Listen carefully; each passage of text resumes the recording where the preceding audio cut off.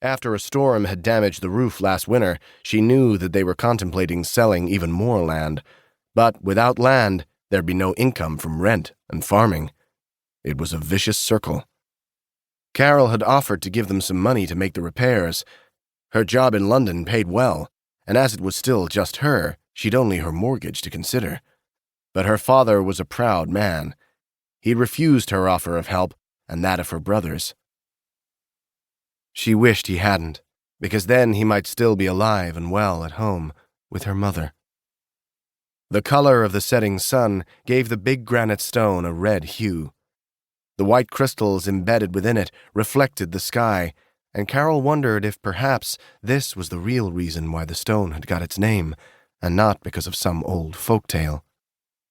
Night was almost upon her, but the chill in the air wasn't just a physical one.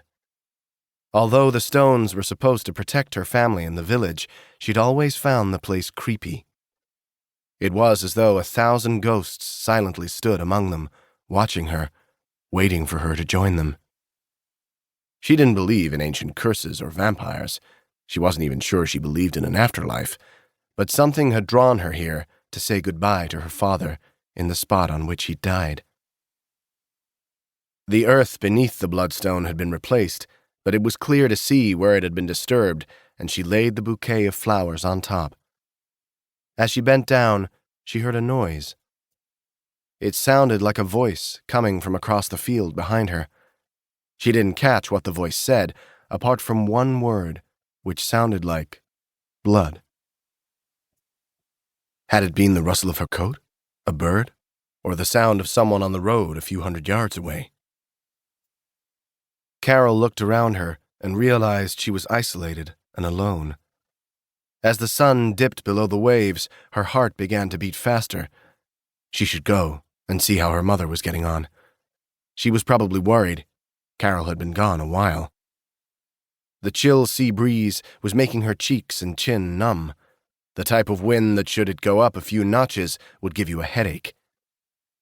But something else, something intangible, was giving her goosebumps and made the hairs on the back of her neck stand up. She was a grown-up professional woman who didn't believe in stories and legends. She needed to pull herself together. Carole forced herself to stand there a moment longer, straining to hear the sounds around her. The wind was fresh off the sea, carrying only the scent of salt. Her ears heard no more voices, not even a bird or seagull. They'd settled in for the night. Satisfied that she had proved herself immune to irrational fears, she decided it was time she went home, too. She walked across to her car, but couldn't help locking the doors behind her once inside. She also found herself checking the back seat. She was being silly.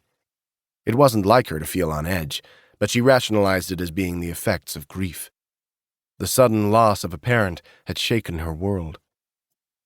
She'd have to negotiate the rough dirt track that led along the top of the cliff before she reached the main road.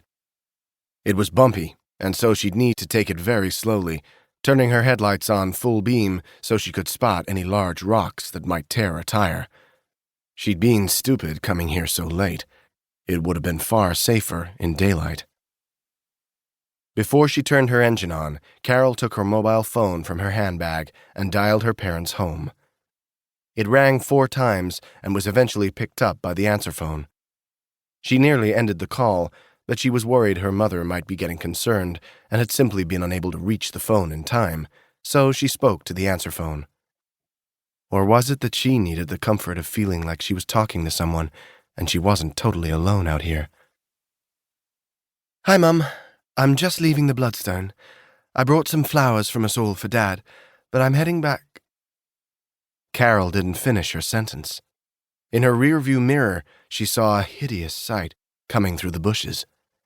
She twisted round to look, and her heart leapt into her throat. "What the—" It looked like a walking corpse, dressed in ragged clothing and with white skin mottled with gray. Dark rings surrounded its eyes, and its nose was hooked and sharp, with 2 large upper front teeth. It walked towards the Bloodstone and hadn't seemed to have noticed her black car parked to the side in the darkness. "Oh my God,"